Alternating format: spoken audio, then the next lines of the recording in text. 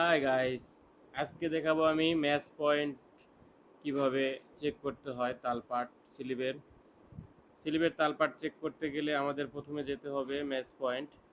তো আমরা যাব এখন ম্যাচ পয়েন্ট। তো আপনারা ম্যাচ পয়েন্টের যে আইকন দেখতেছেন এখানে চাপ দেওয়ার পরে যেটা ফার্স্ট পয়েন্ট আমরা যেখানে দেখব সেখানে আগে চাপ দিয়ে নেব এবং যে পয়েন্টারে ওখানে নিয়ে যায় চেক করব সেটারে চাপ দেব সেকেন্ড পয়েন্ট। এইবার দেখব যে দুই সাইডের সাইড সমান আছে কিনা এবং তালপাট যে স্লিপের যে তালপাট সেটি ঠিক আছে কিনা। তো সেটা যদি আমাদের আনইভেন থাকে সেটাও আমরা চেক করব। এবার আনফোল্ড করে দেখাবো যেভাবে যেভাবে আনফোল্ড করা সম্ভব। তো আনফোল্ড হয়ে গেল। তো এখন আমরা যেটা দেখলাম যে সাইড সিএম এটা আনইভেন আছে, তো আমরা এটা সমান করে নিলাম প্রথমে। পরবর্তীতে আমরা আবার ফোল্ড করব ম্যাচ পয়েন্ট দ্বারা। তো ম্যাচ পয়েন্ট দ্বারা সমান করার পরে এবার দেখব যে সাইড সিএমটা একবারে সমান্তরাল আছে। তো এবার দেখব যে তালপাটটা বেশি আছে কিনা। যদি বেশি থাকে তো আমরা কমাবো এবং বাড়াবো, যেভাবে আমাদের স্লিপে তালপাট দিলে সুবিধা হয়, জয়েনে সুবিধা হয় সেভাবে দেবো। তো একটু কমাই দিলাম। তো এখন দেখা গেছে যে একটু আনইভেন আছে, আর একটু আমি কারেকশন করলাম।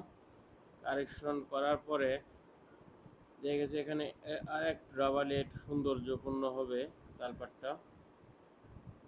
তো অনেকে আমার এই ভাষাকে মানে অন্যভাবে নেবেন।